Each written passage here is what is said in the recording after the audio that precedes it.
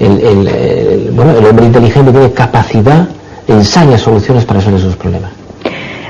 También hemos mencionado antes que en la familia hay que educar a los hijos, hay que compartir, hacerles personas inteligentes, pero ¿no cree que hoy en día muchos padres tienen miedo de sus hijos? Precisamente porque les parece que se ha producido un cambio tan rápido que no están preparados. Y ahí se produce la separación, incluso en familias que siguen estando unidas, en que los hijos van por un lado y los padres por otro. Bueno, ese es el reto.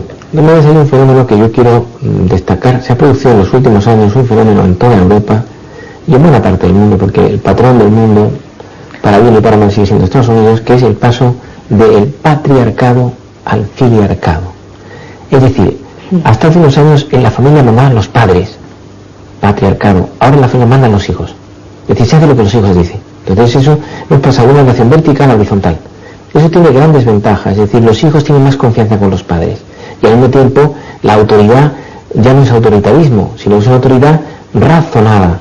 Es decir, el padre no dice, esto se hace porque lo digo yo, eso no es un argumento, el argumento hay que darlo. Esto se hace y se van formulando de forma escalonada y explicativa los argumentos. Esto también es un dato muy positivo de la sociedad. Bueno, a veces los padres también dicen, ¿dónde está la línea entre la permisividad y la tolerancia? Precisamente para no ahogar a los hijos, pero a la vez que no se nos vayan de los cauces que nos gustan. Hay un problema importante que es situar en la frontera. O sea, la frontera no es fácil, ¿no? Se trata, yo diría que es un tema un poco difuso. Lo que es importante es enseñarle a los hijos a que disfruten de la vida y sean responsables. Es una ecuación, es decir, lo mismo que la voluntad. Es fácil tener voluntad, la clave es educar la voluntad, pero ¿cómo? Haciendo atractiva la exigencia. Lo pondría de esa manera. Hacer atractiva la exigencia significa no buscar satisfacciones inmediatas, sino a medio plazo. Eso es la voluntad. Capacidad para hacer algo siendo capaz de aplazar la recompensa. Entonces, pues enseñarle a una persona la disciplina, el orden, la voluntad, la motivación, la alegría en el esfuerzo, pues es una tarea preciosa. No es fácil, lógicamente no es fácil. Nosotros luchamos contra todo el mundo, prácticamente el mundo hoy es muy pequeño y es muy grande, es lo que han llamado en frase célebre la aldea global. Nosotros luchamos contra un elemento terrible que es la televisión. O sea, la televisión se ha demostrado en el mundo en los últimos años que es muy negativa, salvo alguna excepción. Es decir, no por sus contenidos. Por el contenido de la televisión. O sea, la televisión teóricamente es muy buena, el internet teóricamente es muy bueno, el problema es el uso que hacemos de ella. Entonces la televisión hay que verla de forma inteligente, de forma selectiva, con un adulto al lado, que sea capaz de hacer una crítica del contenido o apagarla sin ver la televisión o verla solamente en temas concretos, ¿no? Porque la televisión llega a todas partes. La televisión no le interesa educar. A mí me hace gracia cuando alguien comenta, pero ¿cómo la televisión permite esto? Pues si la televisión le interesa solo ganar audiencia, que es ganar dinero. Entonces, si eso no lo tenemos claro, no hemos entendido qué es la televisión.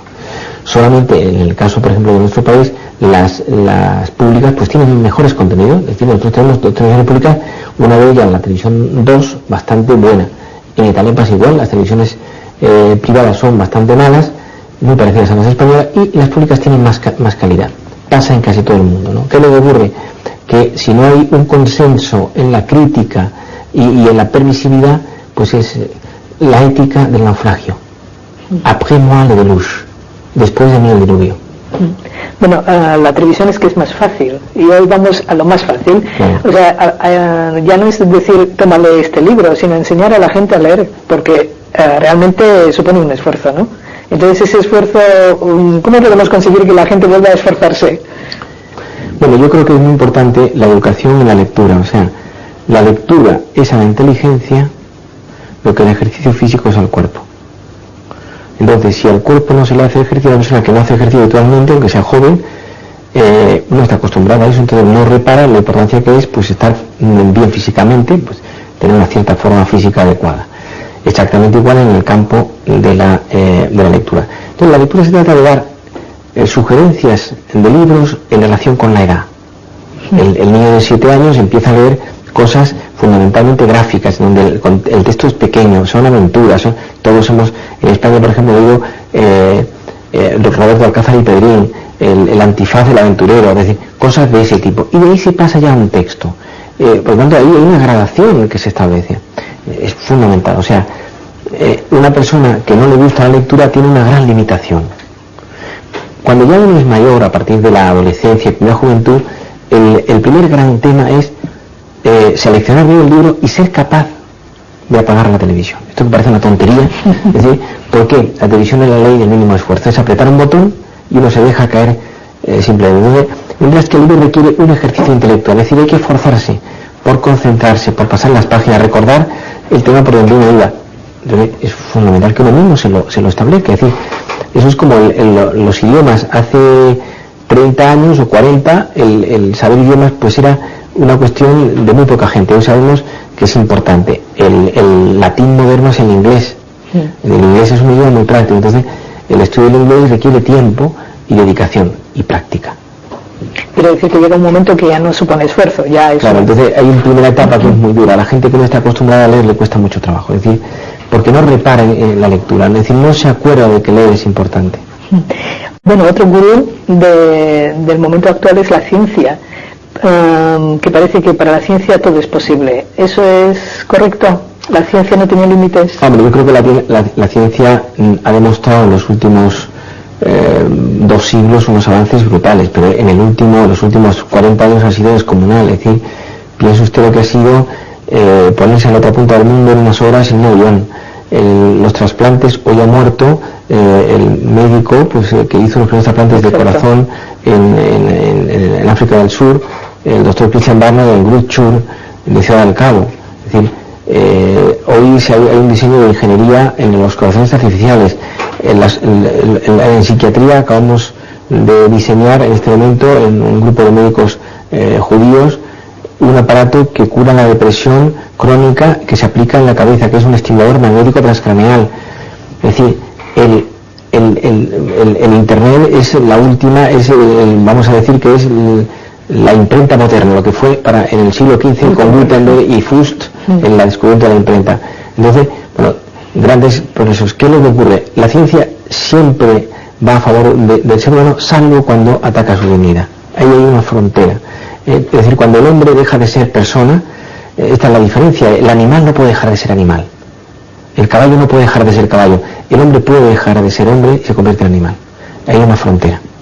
Si esa frontera se traspasa, el progreso va en contra del ser humano. Bueno, antes se mencionó al doctor Barnard, que acaba de fallecer. Ahí sale el tema de la muerte. Hemos estado todo el tiempo hablando de la vida. ¿Cómo enfrenta la muerte el hombre moderno? Bueno, yo creo que ha habido un cambio muy grande en la sociedad en los últimos años. Por ejemplo, en el antiguo Egipto, la cultura era la cultura de la muerte. Las pirámides eran los lugares sagrados donde se enterraba a los faraones, con unos escritos en papiro, que eran los libros de los muertos. Hasta hace unos años, en media Europa, los cementerios estaban en las ciudades, en el centro. Y por ejemplo, en Londres uno se acerca, o en París, y uno se acerca a un cementerio que está en el centro de la ciudad, encajonado en la ciudad. En Londres, por ejemplo, hay un cementerio muy interesante que está en el barrio de Hampstead, al noroeste, donde está enterrado, pues entre otros, el descubridor, el medidor, que descubrió cómo se medía el tiempo, Harrison, pues, y está casi en la calle. Es decir, hoy hay una ausencia de la muerte. Es una cultura en la que no se habla de la muerte. Claro, esto es muy grave. ¿Por qué? Porque toda la filosofía nace a orillas de la muerte. Lo digo de otra manera, solo se vive una vez. Es sacarle a la vida el máximo juego y al mismo tiempo saber que la vida se acaba. Esa es la ecuación. Si el hombre se olvida de esto, de algo que está en la esencia de la vida. Nosotros los médicos tratamos de curar a nuestros pacientes, pero evidentemente lo decía Heidegger, sein zum Tode.